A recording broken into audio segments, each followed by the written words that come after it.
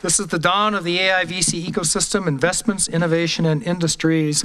This is what you've been waiting all day for, folks. It's the VC panel. We have here assembled a panel of distinguished VCs that invest in this space, and we're going to talk about what's getting funded, what's not getting funded, where we are, what you as entrepreneurs ought to be focusing on. So before we start, I would like to give each of our panelists here an opportunity to do just a quick introduction of who they are and why they're here, how they come to this space. Joe, why don't we start with you? All right. Thank you, Roger. Thank you, Rob, for inviting me here tonight in Silicon Valley. My name is Joe Jason. I'm with a firm called DNA Partners. We are a seed investment firm, 50 to 500K. Our geographies are USA and China. Yes, China. And the vertical that we invest in is, I'm going to say it twice, digital media value chain technologies. I'm going to hold off on saying it again. We're specifically focused, in software on the infrastructure of digital media, so the transport of digital media, like encoding, decoding. So once again, digital media value chain technologies. And my background's primarily been mobile wireless since '93. I was working for IBM in '95 for analog networks, hooking up a notebook computer to a satellite or an analog network back then. So it's been a lot of years for me in the mobile wireless industry. And I've chaired committees in Washington, D.C. for infrastructure, and I founded the Silicon Valley Forum's mobile software developer group and ran it for 12 years here in Silicon Valley. I bring that up because I see some friendly faces from the past here. And once again, I'm Joe from DNA Partners, and primarily mobile wireless background, USA and Asia. Okay, thanks. Carolyn? Hi, everyone. My name is Carolyn Funk. I'm with Blue Bear Capital. We are headquartered in LA. I'm here in the Bay Area, and we focus on companies that target the energy vertical, specifically software and data-driven business models that have as one industry vertical being energy. Only do B2B investments. We invest in early growth companies. If you have the first 2-3 pilot customers and have proven that there is a market for what you're doing, we'll help you scale. We invest about $500K to $2 million into companies located in North America and Europe. My personal background is in the energy space. I spent the last 16 years working in energy, starting off in Germany, doing consulting and policy development here in the Bay Area, working in innovation with Siemens on their smart grid team, and spent a couple of years as an operator in energy storage startups, and now on the VC side. Again, Blue Bear Capital, if you have technologies that are targeted towards the energy industry, would love to hear from you. Great, thanks. Jeff. Well, so I'm Jeff Peters. I'm with Autotech Ventures. There's two unique things about us. One is our focus, so we're all things transportation tech, and that includes everything from the manufacture of a vehicle, its sale, repair, insurance, how those vehicles are used, whether it's ride sharing, logistics, up until the time that they're recycled or sent for remanufactured parts back into a vehicle. And those vehicles could be scooters, bikes, cars, trucks, SUVs, big mining vehicles, construction vehicles, ag vehicles, trains. As long as they have wheels or tracks, it's within scope for us. The second unique thing about us is our LP base, primarily corporate investors into our fund. We have about 30 corporate partners to date across 2 of our funds. We also have some financial investors. We are financial investors, but our pitch for entrepreneurs is, hey, look, we can give you distribution to all of our LPs and beyond, and I think we execute on that pretty well. My personal background, I guess I took apart cars as a kid, I sold cars at my buddy's car dealership back in Ohio. Went into aerospace engineering, worked for Northrop Grumman Space Technology for a number of years before going back to school and getting a PhD in operations research, and then before coming out to the Valley here on a postdoc at Stanford, and then joining Autotech Ventures since I had all these strange experiences that touched on Autotech's thesis. Looking forward to the conversation today. Hi, I'm Ephraim Lindenbaum, and I'm a recovering entrepreneur. So I sat in your chair for many years, exited in the first 99 dot-com boom, and then spun up Advanced Ventures. We are a 99 vintage maiden fund. We're one of the few remaining left, so we're either pretty good at what we do or gluttons for punishment at this stage. We've invested now over the course of 3 funds across information technology, communications, and sustainability. You know, that's evolved, as you'd imagine, over 20 years. We have been AI investors since the very beginning. I think our first deal was actually on the ag side of AI in 2000. We actually had an exit in the category in 2004, Corvigo, ourselves and Sequoia, sold to Tumbleweed Software. Historically in the VC space, if you get a win somewhere, you never go back because it doesn't really get any better. But as we like to say, we're very involved in the 5th coming of AI now. We don't really see it as a standalone category. We see it as enabling technology. You know, really it's very vertical focused from our end, and particularly we just exited in the fall here with a telehealth company called SnapMD, which actually had some AI behind it. And it was just a great vertical story, and it was bought for its verticals, not its AI.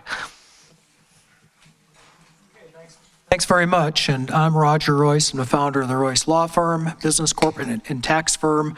In Menlo Park, we represent technology startups. So, Joe, I'm going to let you kick us off here because this is a question I always ask. It sounds like a dumb question, but it's not, because I get a different answer. If I ask 3 people, I get 5 different answers. What exactly is AI?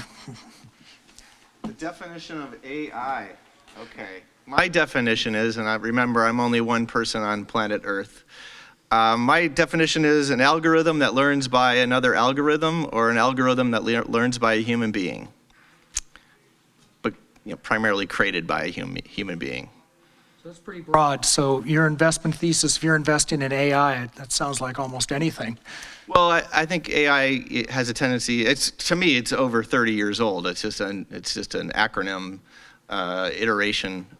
I mean, obviously, it's called artificial intelligence, but AI is the acronym, as we all know. But you know, business intelligence. You know, it's had many different names to me in the past. Obviously, you could argue with me about that. That'd be great offline. But I guess to me it's software and compounding of itself. You know. Okay. Well, I got a question for you and the rest of the panel. If it's over 30 years old, why are we still talking about it? I mean, what's new about this? Why now? What's different? As an investor, why are you all 3 of you, 4 of you, why all 4 of you still looking at the space? Well, I'm just going to continue to jump in here. I mean, I think it's if we put Cray research in as supercomputing, you know, I think the quantifiable parts are moving much faster, and we have obviously quantum computing. So now we have AI that's learning faster and quantifying faster than ever, and so we just put the compounding in there as a slick solution set. We slice up AI into some broad categories. So there's natural machine learning, there's natural language processing, and then there's this broader sort of Stanley Kubrick-y kind of AI that everybody likes to think about. And I think the application side of it is really what gets interesting about it. And from our perspective, machine learning, natural language processing has been around for a very long time. And what we're really just talking about here is it's getting better and it's getting faster and it's getting cheaper, which is all things we like, right? So as VCs, we kind of, at least in our firm, we break things into 2 categories, right? Better, faster, cheaper, or brave new world. The great part about this whole AI aspect is it's sort of this combination of the 2, right? Everybody had this vision in the movies and everything else about AI, but at the end of the day, it has to have real applications. So when you get a convergence where you've taken it from this kind of dream state into this better, faster, cheaper mode, where you can actually apply it to real problems in real verticals that are in big markets, then it gets really interesting, and that's how we tend to view it. Yeah, I tend to agree as well. I mean, it's algorithms have been around for a long time. It's better, faster, cheaper now, and I think it's actually opened up some unique applications that touch on a lot of verticals that get people really excited. For me, and maybe it's the sector I'm in, it's the computer vision aspect. It's one thing that's been enabled by AI or machine learning these days that wasn't really available in the past to the same extent it is today. And that's really exciting. Perception for vehicles, perception for manufacturing inspection, perception on your phone, surveillance, et cetera, are all interesting use cases that have really been unlocked recently through the latest wave in AI that really didn't exist before. Another one's natural language processing, which I think is quite unique. A lot of the other things like, we use AI to, map your Uber better or whatever, not so interested in that because it's really not fundamentally changing anything from, operations research in the past. But there are some applications that are new in this latest wave of AI. So Jeff, staying with you for a second. I'm sorry, did you want to jump in? Yeah, just jumping in on that, I would even go so far and saying we're only calling it AI until we have developed an application on top of it and have it well understood. Yeah. So a little bit like a robot. I mean, for example, we've been welding with robots for decades now, and that's not a big thing. We're talking about, and we've been using like machines to wash our clothes, and that's just a washing machine and not a washing robot.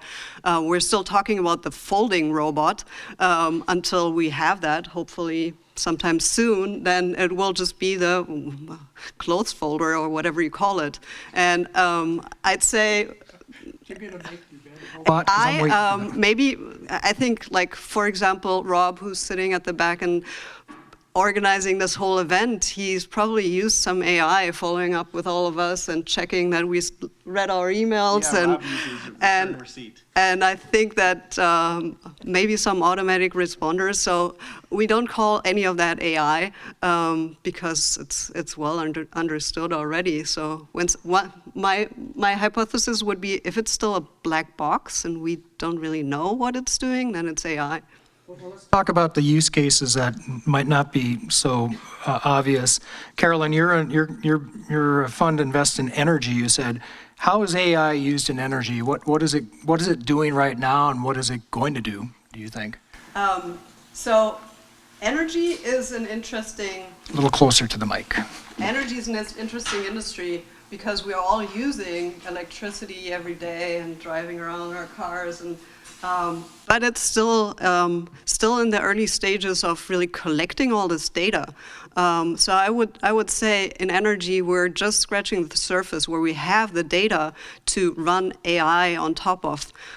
So for example, one company that's in our portfolio, Element Analytics, their mission is to create that data lake from industrial applications and sensors to then be able to perform like machine learning and AI to optimize processes. So we're still at the stage where we're putting out additional sensors, collecting more data, and then kind of first steps towards using that in a more intelligent way. There are a number of applications that are already out there. We're looking at, for example, much like computer vision for automotive, a little different space. We've all experienced wildfires here.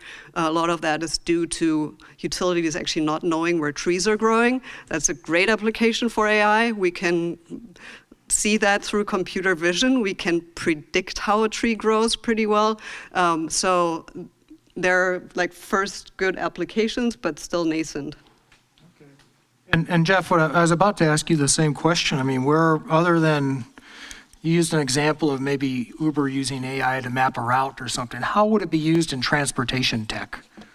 I can speak to how it's used well in transportation tech by citing our own portfolio.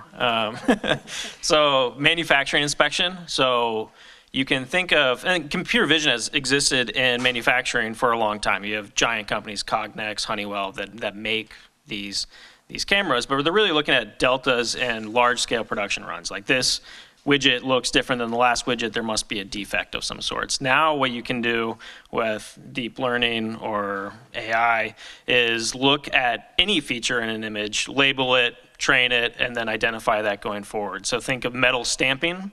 of chassis. Think stitching on seats that are very time consuming for humans to inspect, and that stitch could be defective anywhere in the seat. We have a company called Cogniac that's addressing that issue. We also have some perception for autonomous driving. We've avoided passenger car autonomous driving, but we have done off-highway autonomous driving with construction and mining. So perceive the world around you using computer vision and navigate, and also you can create new routes using AI as well. We see in other scenarios outside of our portfolio, of course, where the AI is just really sort of fluff around, a simple algorithm that you don't really need the jargon other than to raise money from investors. We've also, a little bit different than an enabling technology, we've made some investments into sort of fundamental tools for creating AI models. And those are quite interesting, especially going to the edge. So one of our portfolio companies just was acquired by Apple for about $200 million, Exnor AI, and that's about taking machine learning models and deploying them on the smallest of chips, right? So Raspberry Pi Zeros, batteryless, even there was one thing that they did, it was powered by a plant, and the plant took selfies of itself. Using AI. That was just PR fluff, obviously, but the idea there is you can run these new models, these new capabilities, these new apps on any device, anywhere. And they had some interesting use cases, wake-up words for an automobile saying like, Marty Mercedes, map my route, and it doesn't, you can use a cheap chip. Computer vision, surveillance, security, all these are interesting use cases that can be enabled by, advanced algorithms at the end of the day, but I think there's some new algorithms that have been popping up in transportation. But, I'm blind to a lot of the other applications simply because of our sector focus. Yeah, I mean, we've been investing in broadly this term AI or machine learning for many, many years. And, I think what's challenging to entrepreneurs, and I encourage you immediately to not get on the hype train, right? You get on the hype train and you're very, very going to quickly find yourself locked into that category. I mean, I remember sitting, on this street 3 or 4 years ago at a VR event, and everybody was VR driven instead of really talking about a real good business. And from an entrepreneur's standpoint, I really encourage you to look at it as we've talked about on this panel as an enabling technology. Is it solving a real problem? And whether it's AI algorithms, learning algorithms, natural language processing, are you solving a problem? Because I think if you lead off with all of your investor communications with the word AI, we're going to dump you into the same bucket for the blockchain people that came through 2 or 3 years ago, and the VR people that came in through a few years before, and then the mobile people that came before that, and then the SaaS and the cloud and everything else. And at the end of the day, I think that the VCs that tend to be around for a long time tend to either be very vertical focused, they know what they do, or in our case, they just tend to be able to look beyond that and really focus on the core industries that underlie that. And, having actually invested in the transportation space over the years, we had an exit with Land Sonar to Triangle Software, which was a route planning software that used AI in 2006. So, this is kind of a hype curve that, kind of goes through its waves. So don't get caught up in the hype, get caught up in the business side. Yeah, I'll caveat that, since I did say it's not about, or we have made investments outside of the apps or as an enabling technology, but really at the end of the day, the example I cited was an enabling technology. It was enabling an app that's trained in the cloud to be deployed on a cheap chip. That's the use case, AI or not, that's what they do. Exactly. Let's stay on that thread, since we've got a room full of entrepreneurs about things that have worked and been successful and have been funded. What other kinds of AR startups have you seen get funded historically? And especially, I think you said something about agriculture and AI.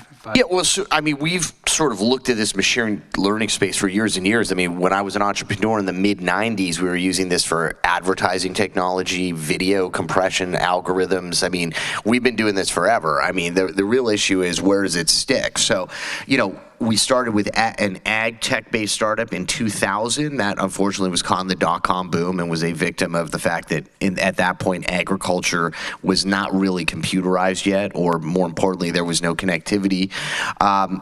We moved into the machine learning side with Corvigo. I was mentioning that was an exit with Sequoia in 2004. I was just bringing up another one, Land Sonar, which was a route planning software company that we exited to Triangle Software in 06 with.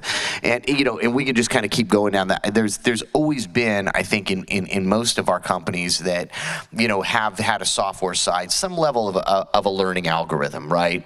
Was it sort of HAL, or was it really just a piece of technology that made things smarter? And I think, one of my colleagues mentioned here, we're in this massive data overload space. So, being able to use these learning algorithms, are just fundamental, right? It's almost like where mobile was this boom, everything had to be mobile. Now, today, mobile is just part of the ecosystem. If it's not inherently mobile, it's there. So, I tend to find that throughout most software pieces, there is some of that learning side. So the question is, what's it doing for your business? Because, other than tools, which are great, and certainly if you're building enabling technology, but if you're, driving it in, some of the hottest categories, for example, where we invest is fintech, AI and fintech. It's been used by hedge funds and investors for 20 plus years. They had skunkworks operations using it, and now it's moving and being able to be translated down some very innovative apps. Healthcare, digital health, AI has been moving through that cycle for years. It's a great opportunity. If you follow us on Twitter or LinkedIn, just about every single day we're posting about digital health or fintech. Most likely there's an AI component to it. But those are real businesses that you're just making better, stronger, faster by building a better mousetrap. Joe, okay, thanks. Joe, where is AI used in, I had to write this down to make sure I get it right, digital media value chain? Well, we would invest in a company that would work maybe with, we would invest in a company that would work with maybe a CDN or a content provider like Netflix to streamline the bandwidth, manage the bandwidth. So what I want to highlight was I was thinking in the real time here when the other panelists were speaking is there's a AI aspect for digital to digital. I think that's where DNA Partners falls into. And then there's AI for digital to physical or physical to digital. Like physical would be, managing photosynthesis with a plant. And you're predicting what's the light going to be and what does the plant need, or if you're working with agriculture. So in our domain, obviously, it's digital to digital. And we're mostly about the transport, whether it's wired or wireless, of zeros and ones. So I also thought of an example that everyone can relate to in the room is Nuance is the natural language voice processing platform that most voice companies use, called Nuance, and it's a public company, and obviously that was invested in Silicon Valley 20 plus years ago. And then, Morgan Thaler did a very early investment into Siri. I was talking to entrepreneurs last night, and we were talking about Siri and how is that going and the pros and cons to its certain situation right now. But Siri is definitely AI. So it's some of my comments. All right, let me fast forward a little bit since I'm here on a table with 4 VCs who are going to tell us the future. You've told me what you have invested in. I guess I'd like to know what is going to be hot, especially for our entrepreneurs. And personally, I want to know when that washing machine robot's going to take my job away as a lawyer. Any predictions as to where this is going and what's next? It's just in everything. There's a little bit of an AI inside model. I think every one of our portfolio companies are using it in some capacity, whether it's organically created code themselves or they're using something and knitting it together. Whether it's plant genetics or plant-based proteins or, molecular diagnostics or decontamination technology. They're all using some kind of a learning side. It might be a little piece of machine vision, might be a little piece of, natural machine learning to move the data smoother, sort faster, et cetera. So, when we look at the future where this implies, I mean, I think the most interesting things are digital health. There is a tremendous amount of data involved. Humans are really complex. We have a very small grasp of taking care of humans. And, to that degree, AI, machine learning, computer vision, et cetera, is going to be super interesting there. And then, on the agriculture and food side, I mean, the protein business is, pretty much 10x just about every other business. And, when you start thinking about the biggest business in the world is the food supply system. And there are 1,000 different ways that AI is being used and will continue to be used in that cycle. For me, I think recently been investing on sort of two tracks within AI. One is on the thesis that machine learning models are no longer just running up in the cloud for inference. It'll be everywhere, fingertips, edge devices. So again, with XNOR exiting Apple, it's low power, low memory, low latency compute. These things can go anywhere, and you can snap applications on the cheapest of chips and put it anywhere in a room. So I think that'll create an ubiquity of all sorts of AI applications, and they'll be deployed everywhere. So very strong proponent of edge AI, whatever that means to you. The other investment track I've been investing on is autonomous off-highway robotics. So autonomous cars, a long way away, but if you can control your environment, I think this wave of AI, if you will, is capable of automating a lot of mobile vehicles. So think construction and mining, go over here, excavator, dump a load into your dump truck, go over there, dump it, go back and forth into perpetuity. That's a very interesting use case, clear ROI. So we've made investments in construction, mining, agriculture for these mobile robotics. Beyond that, it gets a little, maybe we might need the sixth wave for passenger cars. But those are the two places where I've actually, put money where my mouth is. Everything else, I don't try to predict the future. That's kind of why I took the job in venture capital, so that founders would sort of tell me what the future will be.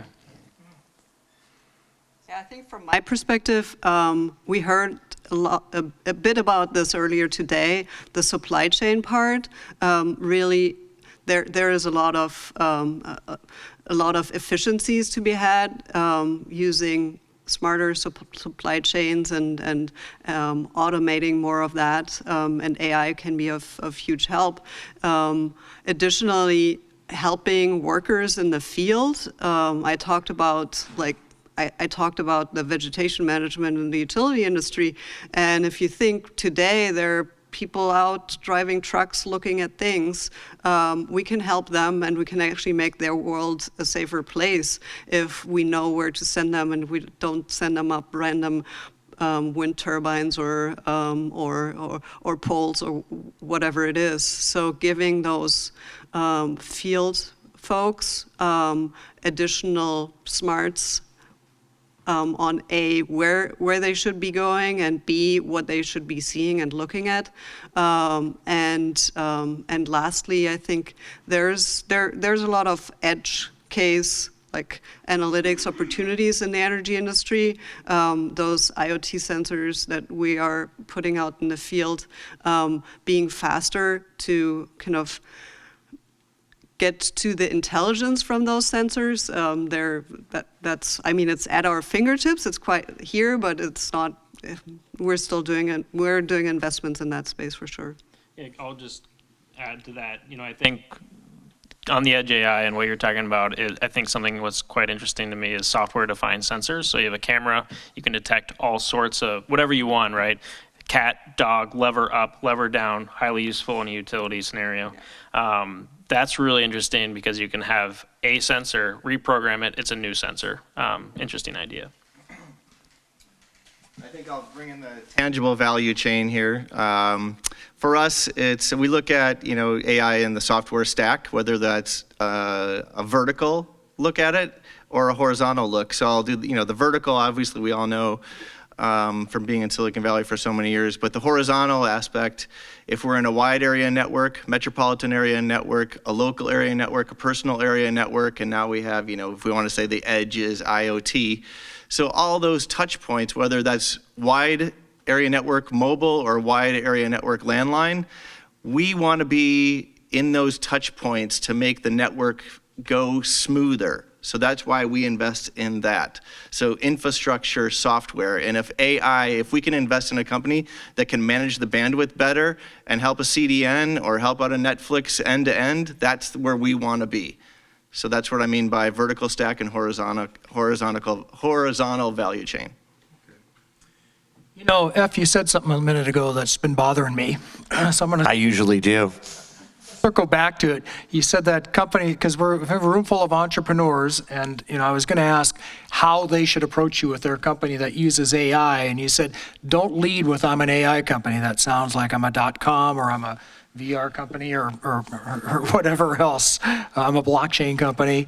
So it just makes me wonder, is AI really intrinsic to most all tech startups? Because as I hear you talk, so many different verticals, so many different applications, so broadly defined. Maybe they're a different kind of company that uses AI, and that's a better pitch. Is that right, do you think?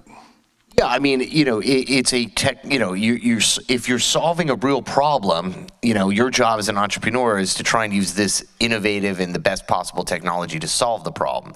In theory, we're investing in that company because of its fundamental business premise, unless, of course, it's a tool for the industry. We as a rule don't invest in tools, but, I think from our standpoint, entrepreneurs tend to like to get behind the hype curve, and there are a bunch of AI funds, quote unquote, and having done this long enough, when you're trying to raise another venture fund, you kind of need to differentiate yourself, right?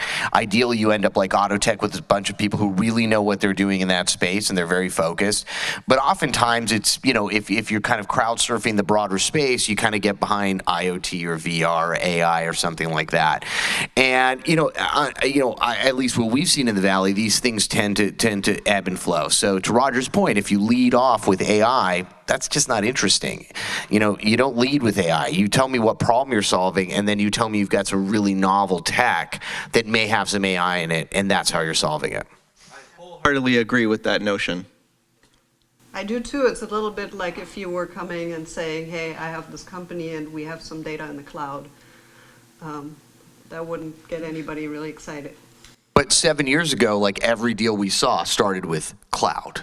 This is a cloud-based, and just insert word there, cloud-based potato chip. It could be anything, really. Yeah, but on the panel, we knew that was equals a server, whether it's on-premise or off-premise or at Equinix or wherever that is, Yeah, then they moved to IoT. IoT that does, X, and so I think the one thing you should learn as an entrepreneur is, if you come at us with a real business, with real fundamentals, that you're really making a shift or a change or disrupting a space, and there's clear line of sight to being successful there.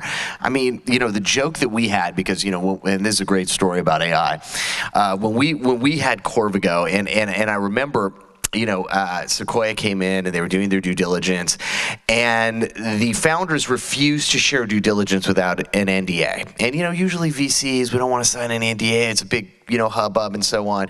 And finally, what they said is, no, we've got gnomes in there that are sorting the email, because that's what they did. It was one of the first anti-spam companies. And it was so funny.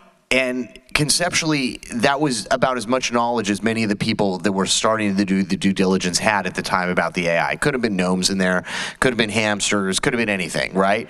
But the fact is, it really sorted email faster, and that's all that anybody cared about. If it was a puppy in the box, that would be fine too.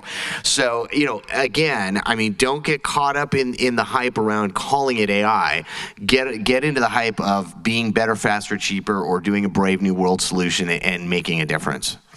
No potato chips, dogs, no AI out around that. The only caveat I will add to that, I think that's how you should run a business. I think in raising capital, you could certainly lower your cost of capital by adding some AI for certain investors. Yeah, right. There is like a hype curve. Yeah, Depends on the competence of the team. investor. Yeah, I mean, I hate to say it, but we've really gotten a lot smarter about this whole hype thing, guys. I mean, we caught on. You know, you throw the keyword in there, and we caught on. So the word, you know, and you've got to remember, we have access to really, really high quality experts. So the thing that you really want to make sure you don't do is come wandering in saying we are AI, and then we're going to go get a bunch of our friends that happen to be like head of department at Stanford to shake you down, and it doesn't work out well. So my recommendation, and if it does, you're probably going to get a check. So my recommendation is use things sparingly, focus on the keys in there, and then, you know, when we're overwhelmed by your like monicum of success, then you can sprinkle in that there's some innovative AI in there, right? You know, you say that, but it seems like every company I see is talking about their AI, and I'm wondering why. I mean, do they get a valuation? Because blockchain wasn't working anymore, so they had to move to AI. Seriously, is there a little bit of a bubble maybe? There's got to be a reason everybody's incorporating AI, and if there's a bubble, is that, you know, has the VC market figured that out now? Let me put it that way. I think, I mean, there are some things different now, and there are some things possible now. So I think I mean, we're kind of joking about it, but the capabilities that we can do at the edge, computing, the just data that we have to train systems. So there are things that are around that are new and that are really exciting, and putting that to the front of your presentation is like, yeah, there's this, I don't know, satellite data set, and we can use this with our AI and do crazy things and create business. There's merit to that. I don't want to talk that down. We've been... Yeah, no, I don't mean to like send anybody home or anything here. I'm just trying to basically say, you know, don't get behind the AI bubble. Get behind the solving a real problem, and then you can sprinkle in some AI if you're actually using it. But just know that we're not as susceptible as one might think to the buzzwords. Okay. Okay, let me shift gears, maybe not, but I want to talk a little more about the future. I think I mentioned to you guys backstage that, so my teenage daughter is just scared to death of the future. She thinks AI is going to replace every job, including mine, by the way, which I'm looking forward to, but she's not. I want to ask you about that. What is the future going to look like? Not next year, but you guys invest for the long term, right? It's about a 7-year horizon, I suppose, before you exit. What's it going to look like 5-10 years from now? I'm still alive. But I mean, are jobs going to be displaced? Or are we really? Well, okay, so you're going to see a sprinkling. All right, so first of all, we start, and it's interesting because we're very aggressive food and ag investors. Automation in the food industry is actually one of the biggest opportunities out there, right? If you think about how many people are at McDonald's, like doing very repetitive tasks that you could probably get a robot to do, which requires all the things we're talking about here: machine vision, computer learning, natural language processing, kind of the whole salad bowl of tech. Those are big problems. Now, there are ultimately rote jobs like that people are going to be, replaced by robots and so on. But at the end of the day, it's a shift, right? I mean, we don't see a lot of blacksmiths doing a lot of jobs anymore, right? The buggy wheel person is gone. If you look at it, I don't know if anybody has seen a CD-ROM lately or a floppy disk, right? There was a big business in replicating those years ago. So, this is the natural evolution. And, the great part about humans is there's just so much of ourselves we don't even understand. Digital health, for example, is a great example. We could spend the next 100 years and we're still going to be scratching the surface, right? If your doctor was as efficient, if your plumber and your doctor were compared, you leave your doctor's office and you kind of hope maybe you got it right. If you had a plumber that maybe fixed your stuff and told you to come back, you would fire that person. Yeah, this question of AI, it's going to get rid of all these jobs, and they're opening jobs for our children. It's ahistorical. The story of the Luddites, the cotton came out, trying to put all the shirt sewers out of business. So they went around and destroyed all the cotton gins. Well, I don't think anyone in the world sews clothes out of by hand anymore. And that's by and large a good thing, except for I think we're talking about neighbors sewing knit caps for my kid. She's probably the only one, or folks like her. Yeah, but now it's art, Yeah, and it's that's right. super expensive. Yeah, that's right. It's artisan now. But these situations have come over and over and over and over again. And, the famous economist called it creative destruction, right? So you create an industry, you destroy some. Some industries die, but new ones emerge. I mean, I think Amazon just put out a solicitation for robotic engineers for maintaining the robots that they have in their facilities. So new jobs come up. It's just inevitable. It's not something that I worry about. Yeah, I think when I was at Siemens, we invested in a company called Bonsai. They provide those tools that help regular software engineers to deploy AI. So I think we're at that stage. They got acquired by Microsoft. We're at that stage where we're desperately looking for the talent. So if you can, if you're an AI developer, then I think you're in pretty good position probably to make enough money in the next 20 years to then get put out of work by a computer that programs itself. I don't want to make any predictions here, but I think happy to talk to your daughter about that. Yeah, but 50 years ago, that same person, that same expert in AI would just be stuck in an academic department, so. Yeah, which could also be a good life, but. I think displacing has been going on for a long time. I lived in Tokyo in the early 90s, and there was conveyor belt sushi bars, right? Or order everything from a vending machine. I mean, definitely people were displaced at that time, and it's still going on in Tokyo. That you order from a vending machine and you go and sit down at the bar. I think where it's cyclical, it goes up and down. Where we have lots of labor, we have lower labor, and if we look at elementary schools are teaching software development. And I'm not saying all of them, but it's definitely being implemented. For blue-collar workers, there are free schools for software training. If you graduate and get your certificate in 3 months, they allocate to find you a job. That's where they get compensated. So there are training programs out there to displace different types of workforce. So we can't just listen to the polarization of the press. We have to take everything in accountable layers and really look at reading between the lines, right? In the United States, we tend to swing the pendulum so far, that we always get caught up in the rhetoric of what may not be happening, which is, our press polarization. So I just want to say, can we try to strike balance in reading between the lines of our society?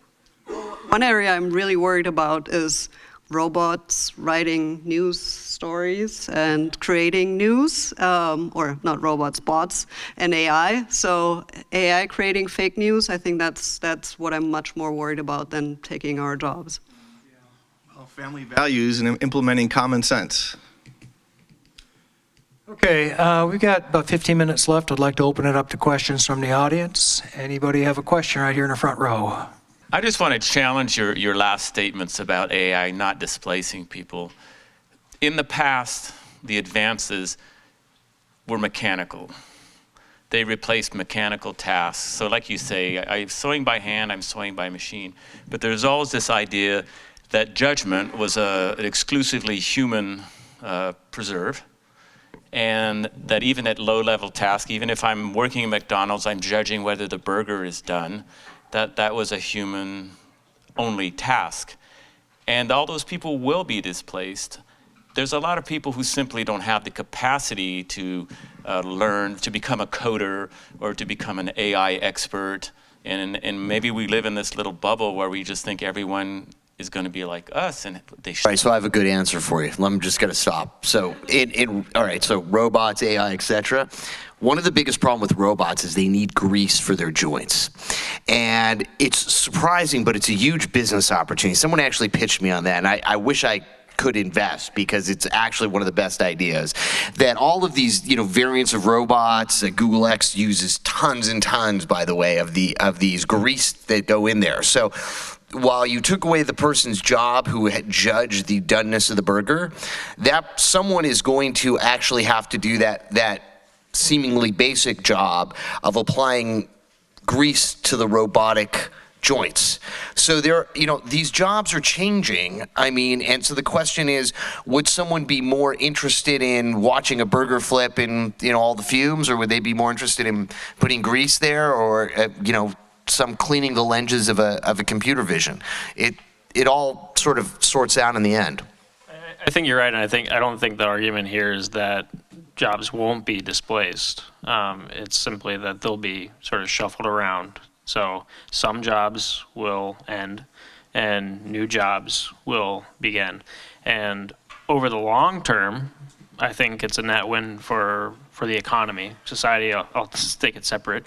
But of the economy, I think it's a net win. However, there are tremendous shocks in the short run, especially geographically. You can look at like coal miners in West Virginia, around where I grew up, and those economies suffer, or the Rust Belt. Those economies suffer, but it's short term.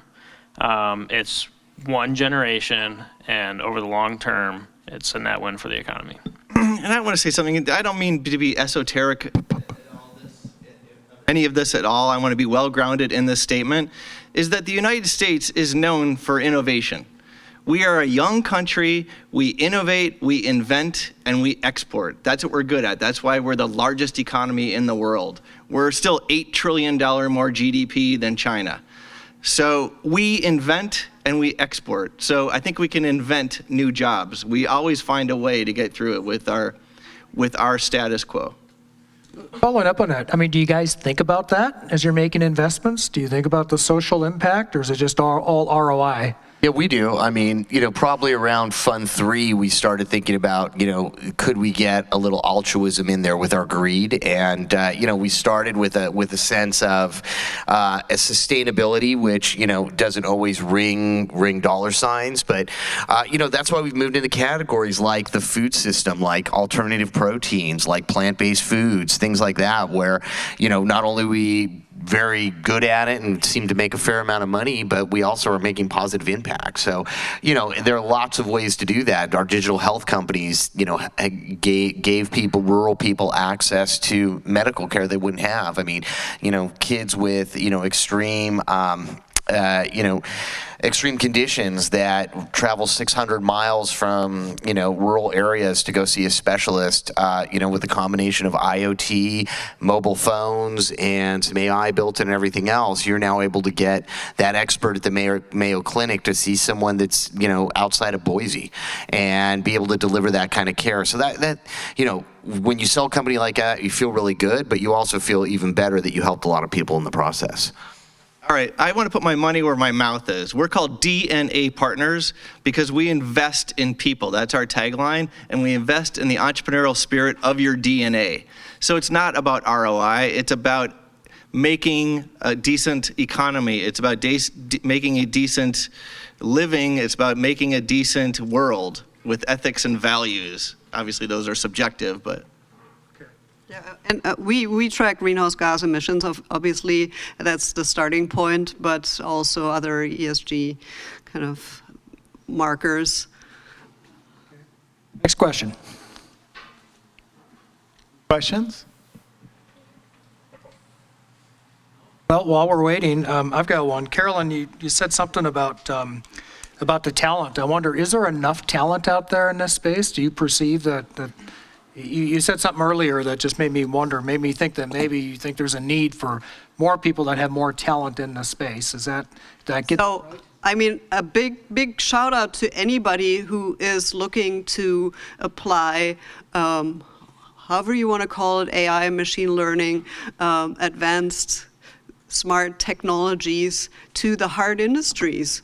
I see that a lot of talent from industrial and energy industries is lost to other, maybe better paying places that focus on what I'd call like more the ad tech world, where the industry I'm in just in places can't compete with. So we definitely see a shortage of especially computer science folks in the energy industry. If you know someone, we have portfolio companies in the area, in Houston, in Boston, and Denver, wherever you want to be, and they're looking for technical talent.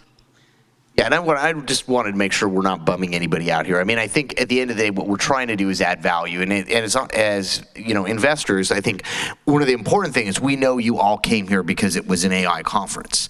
So I guess my basis is you've already bought into the concept. This is a good thing.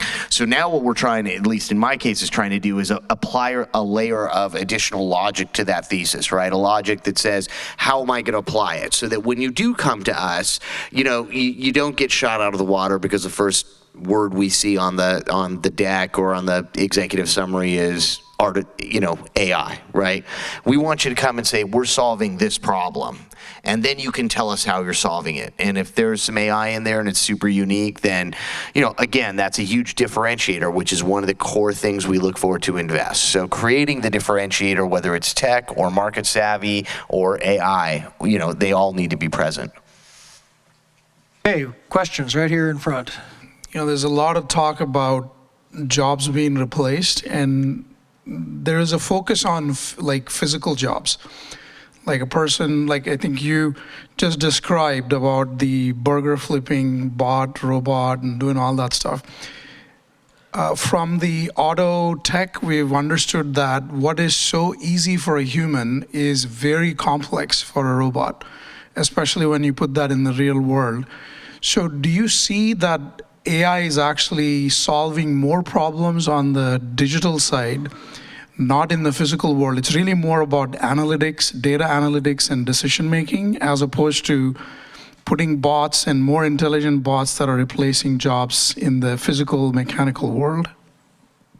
I think all of the above. I mean, I think, what's interesting about it is, there are a lot of people around the world that are flipping some form of food item at any given point in time. Our job is to find really big problems and invest in companies that solve them, or, help people solve them. That's really what we're looking for. So the bigger the problem, the better a solve can be, number one. And number two, the amount of market share that they need to capture, if it's a big enough opportunity, it allows for these new technologies to move into a market in a reasonable pace, et cetera. So, I think if you look at it, there's also something unique about VCs where we want to, you see this old problem that's existed forever.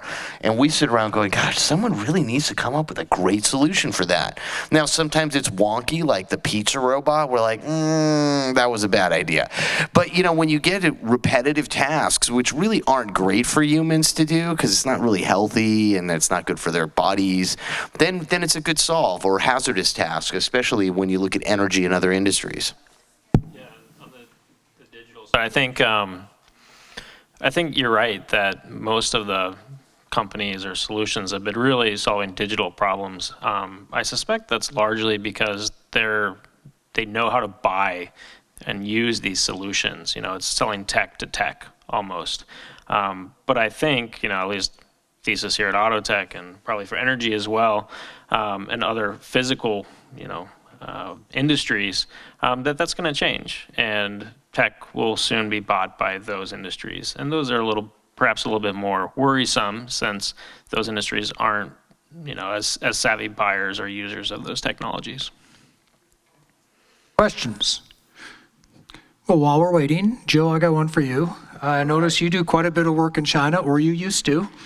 Sorry to rub that in, but I've heard that China is just light years ahead of us on AI, and we may never catch up. What do you think about that?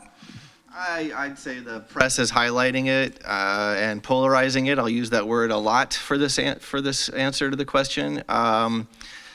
There's a sophistication gap that is shrinking in China, where, yes, mathematics is definitely promoted, and rote memory is promoted, and AI is a lot of mathematics if you're compounding algorithms to learn from each other.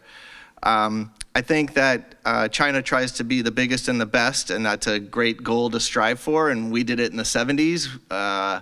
And so they even have the same tagline as us, the American dream. They have something now called, President Xi called it the Chinese dream.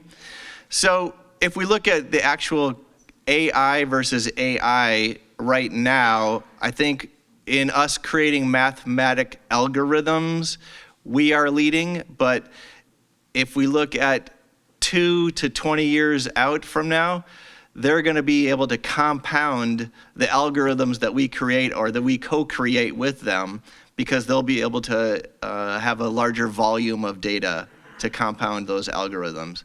And so they'll be able to use their citizens more as Facebook does, as products, right? So they'll be able to warehouse the data in much larger tanks than we do in the United States, and they'll have a lot more viability to data.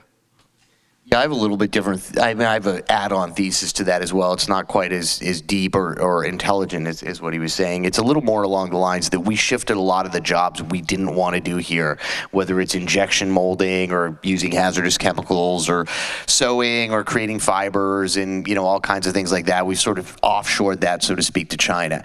So now they're grappling, the burger flipping in a much broader sense in a lot of these other categories, right? And since we've offshored it to them, they're now looking at the same problems in the kind of the lens we did with the automotive industry when we first brought in robotics, 30, 40 years ago. And they're looking at it saying they get it. They've got a real world application in the ability to automate basic, dangerous, repetitive tasks that, gives them a slight, even incredibly meaningful little tiny percentage of additional profit by being able to get a robot or automate a particular task. And when the margins are incredibly thin and they're fighting it's such a big country and they're fighting against each other, that little edge is valuable. So when you can quickly apply tech to a real world problem like that, it does make it more interesting. So, while I totally agree on the general thesis about how things could shake out on the algorithmic front, if you're running an injection molding company and people are getting burned and it's really nasty and there's all kinds of terrible things in the air, and you can get either a robotic or a machine and you can automate some of that, you might save a little money, you might save a few people in the process. That's really meaningful, and that's where it's really going in. What the investments that we've seen successfully done in China is because they were going very quickly directly into industry, and I think that's super exciting.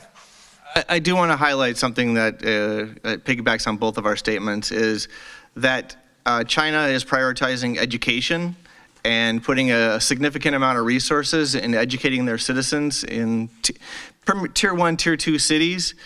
And the United States is not prioritizing education. And so their sophistication gap will shrink as far as they'll becoming more and more educated, and ours is widening.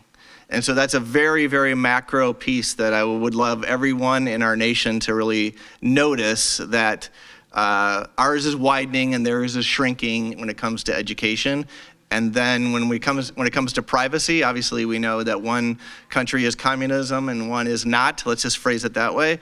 And so when you sacrifice privacy, then you are going to have better AI initiatives, because you're going to be compounding that data, like I stated before. And when you don't compound privacy, and when our citizens have less privacy, then we're not compounding that data. On the training, I'll just make a point. I think you're absolutely right, and I'll go one step farther and suggest that the U.S. has always imported the best talent. Everybody would want to come here to work. I hope that continues in the future. Well, on that note, I noticed that my AI-powered time-telling machine says that we're at the top of the hour. So I'm going to go ahead and conclude the panel. I want to thank you, panelists, for being here. Thank you, audience. Back to Rob. And let's hear it for Roger Royce, a great moderator. Ladies and gentlemen, stay in your seats. It's time for what you've all been waiting for, the raffle. So I'm going to let every panelist participate in the proceedings. Jen, what's the first prize? So, Delivering Happiness by Tony Hsieh. And the winner is? All right, Atul Pada. Cool. Where is he? Come on down. Okay, we're not going to tell anybody you cheated by putting 2 in because it looked like they got stuck together, but it worked.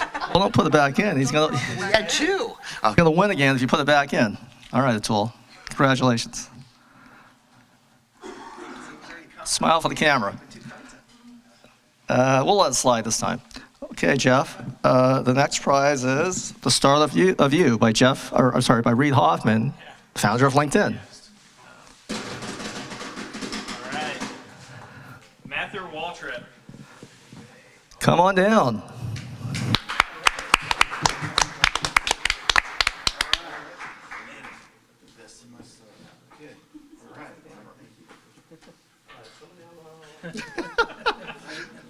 Creativity Inc. by Ed Catmull. All right, Carolyn, you're up.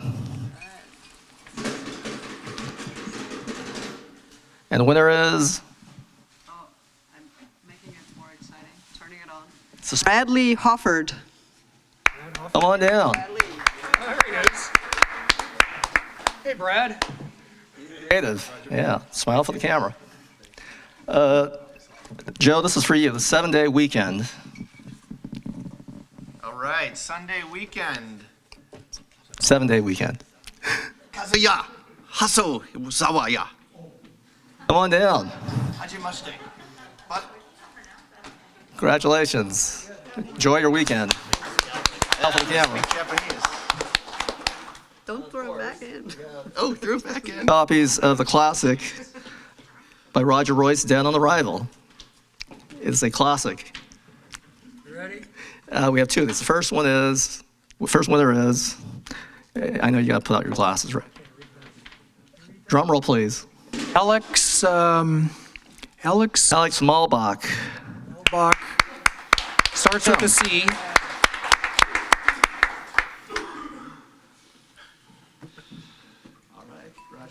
Got it signed by the man himself a little bit later on.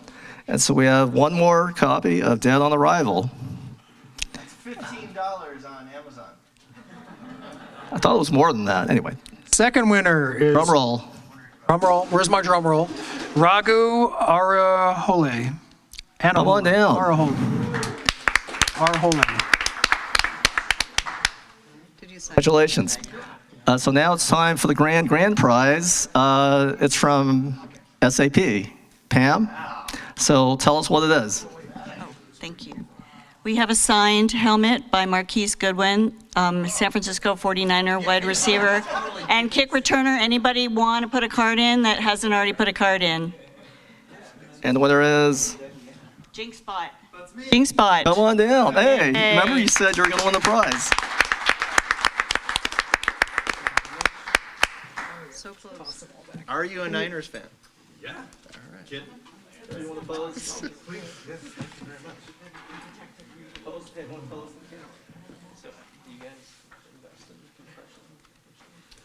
You could probably trade that for a book. So ladies and gentlemen, stick around for the closing reception. We can hang around till 8:45, network, socialize, and connect, finish off the food. We would like to leave the building before 9 p.m. However, if you want to keep the conversation going, there's an after party. Talk to me about the location. You're all invited. Thanks for coming, and we'll see you next time.